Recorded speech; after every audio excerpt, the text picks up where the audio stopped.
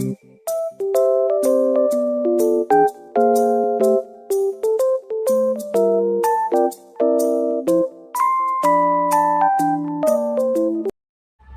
apa kabar semuanya? Welcome back to my video. Saya Inul dengan NIM 22104177727 dari kelas M4.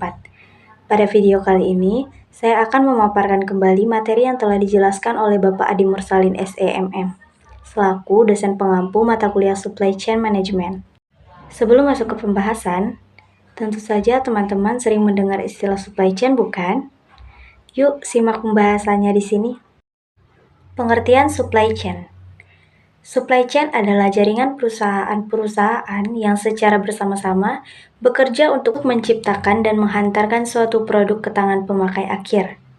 Perusahaan-perusahaan tersebut termasuk supplier pabrik, distributor toko, atau retail, serta perusahaan pendukung seperti jasa logistik.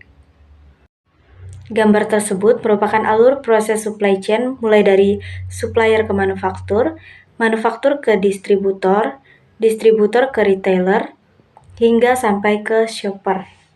Kita akan membahas satu persatu. Yang pertama, supplier. Supply chain juga mengatur bagaimana bahan mentah diolah dan disalurkan dalam bentuk bahan baku untuk produk yang lebih besar. Misalnya, supplier kain mengolah kapas dan menjual produknya secara grosir kepada perusahaan konveksi. Berikutnya, manufaktur. Setelah membeli dari supplier, bahan baku yang masuk pabrik akan melalui proses pemeriksaan kualitas untuk kemudian diolah oleh tenaga produksi agar menghasilkan produk jadi. Pada tahap ini, fokus supply chain adalah kompetensi pekerja, kondisi kesehatan mesin, kelengkapan peralatan, dan efektivitas metode yang digunakan. Berikutnya, distributor. Tahapan yang harus dilalui setelah produksi adalah penyaluran oleh distributor. Dalam proses ini, tujuan dari supply chain adalah memastikan stok opname produk di gudang berjalan lancar, komunikasi dengan distributor terjalin dengan baik, dan tersedia agen yang cukup untuk proses penyaluran ke semua target pasar. Berikutnya, retailer.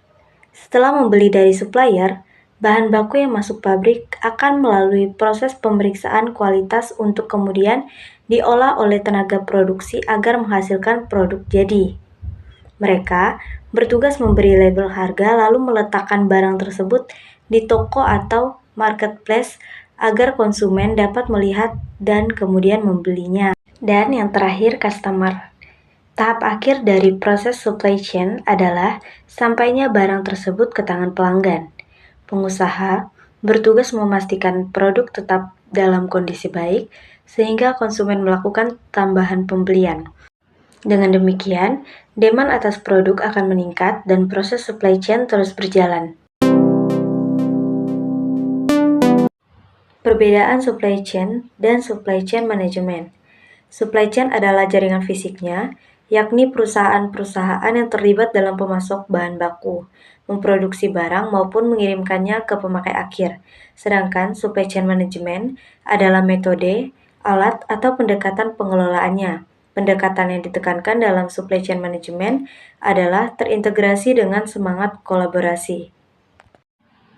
Definisi supply chain management secara umum.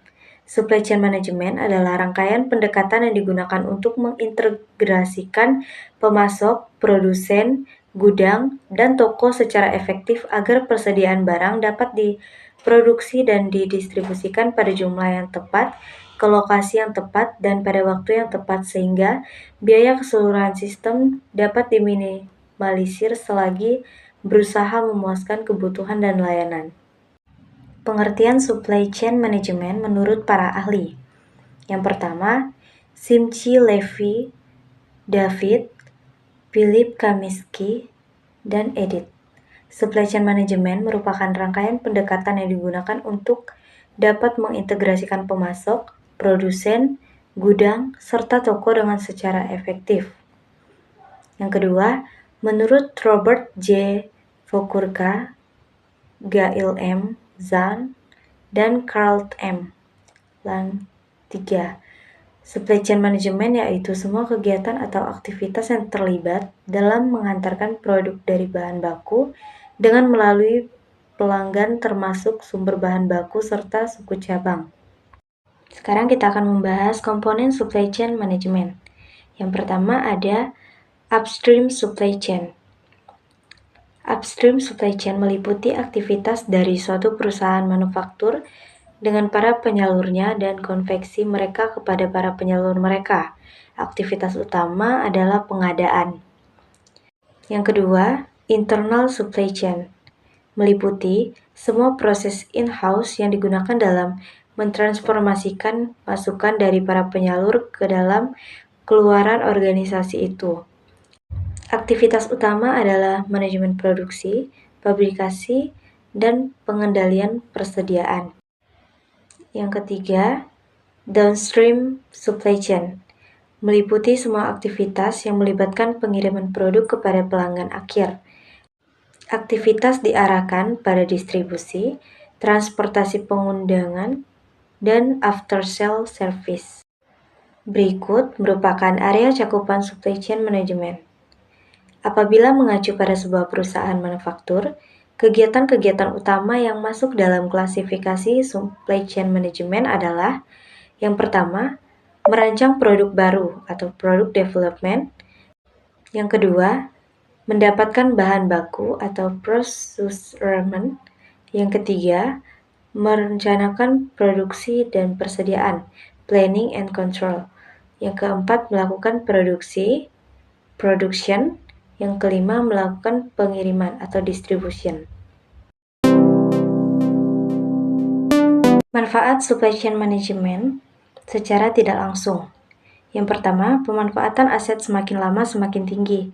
Karyawan semakin terlatih dan terampil dari segi pengetahuan iSkill, sehingga mampu memberdayakan penggunaan teknologi tinggi dengan baik. Yang kedua, peningkatan laba. Semakin meningkatnya jumlah konsumen yang setia akan meningkatnya laba perusahaan. Yang ketiga, perusahaan semakin besar.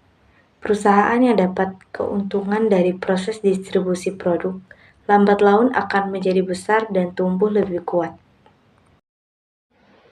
Manfaat supply chain management secara langsung.